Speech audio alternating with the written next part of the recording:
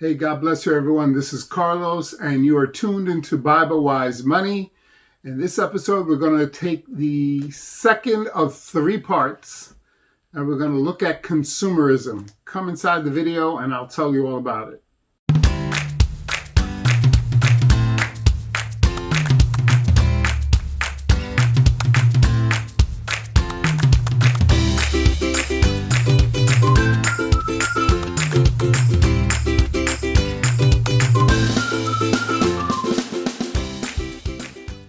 In the last episode, we started a three-part series on consumerism.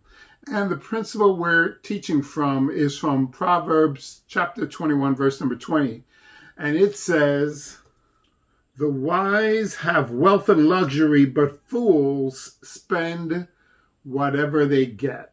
And if you haven't seen that episode yet, I will link it up here above, and you can go back and look at this. It will also be linked at the end of the video. And I just want to remind you that if you're getting something out of the content of these videos, if you can smash the like button, which is the thumbs up, and also leave a comment, that would be greatly appreciated.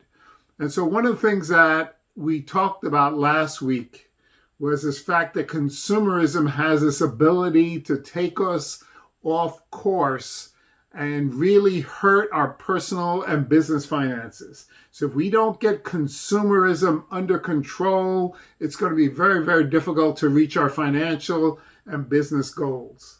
What I want to speak to you today is an extension of that, which is specifically about convenience. One of the things that we spoke about as relates to consumerism is that when consumerism really became popular and took hold in this country, is primarily about marketing physical goods to individuals. So last time we spoke about cars and we talked about cigarettes.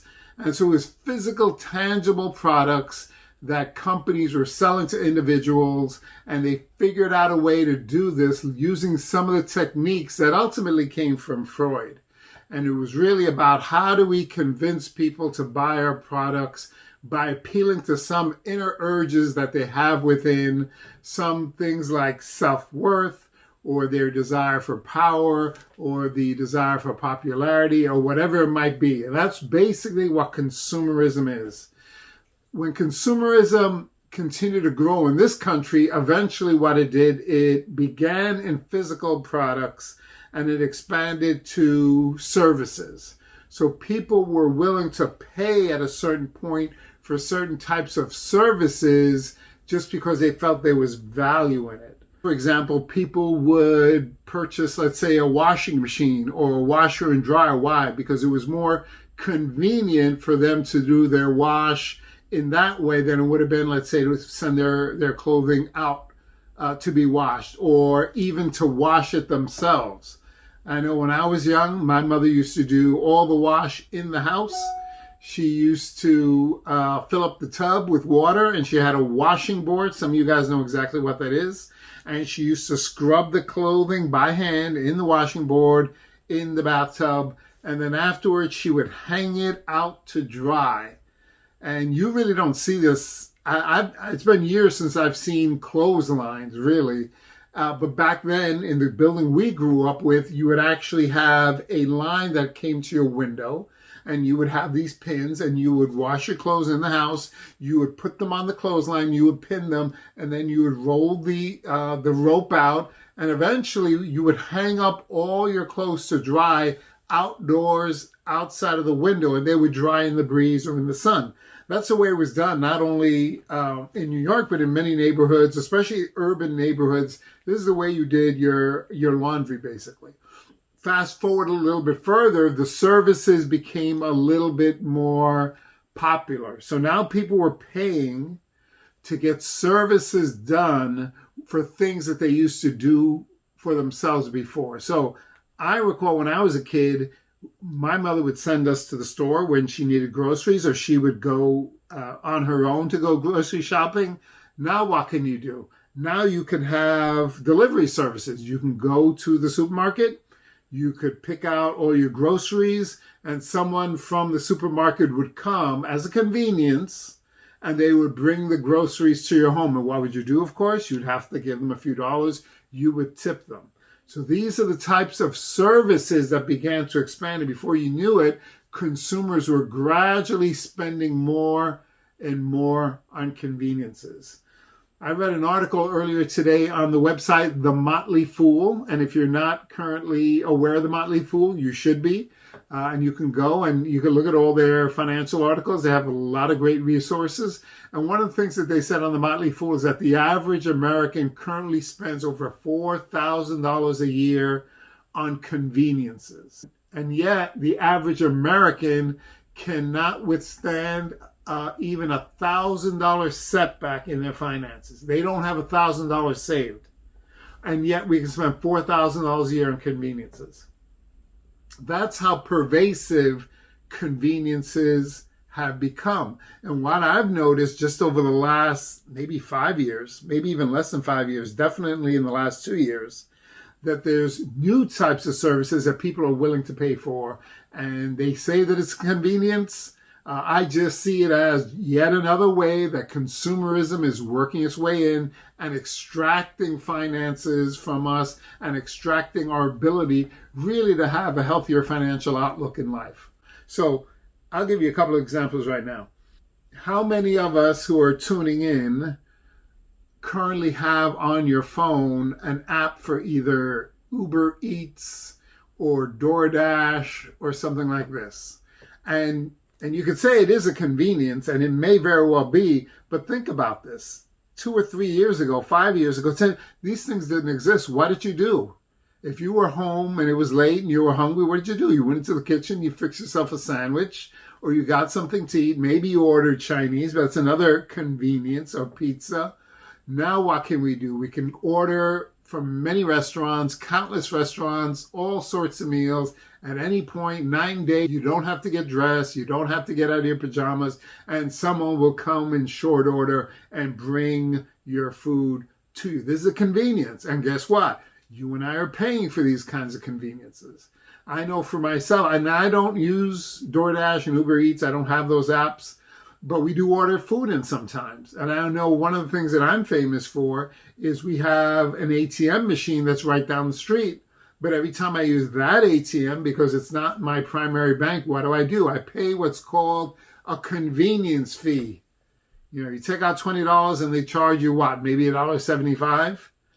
And we get to the point where we're so accustomed to it and we say, well, it's only $1.75 for the ATM. Well, Carlos, it's only $8 for the delivery. It's only $2 here, $5 here.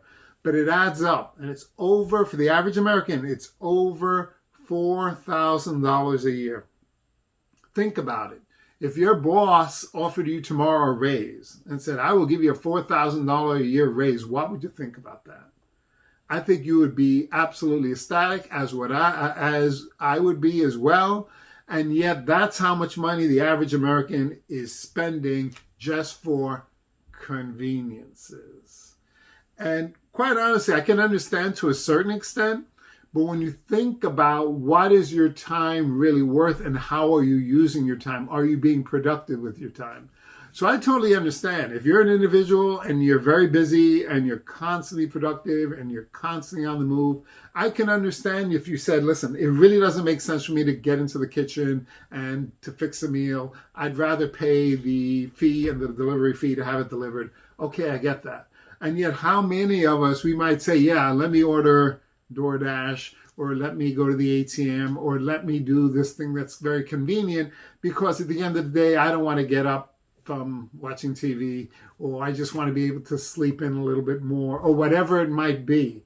So oftentimes what we're saving in time, we're not using productively at all. Here's some other examples of the way convenience is extracting value from our lives.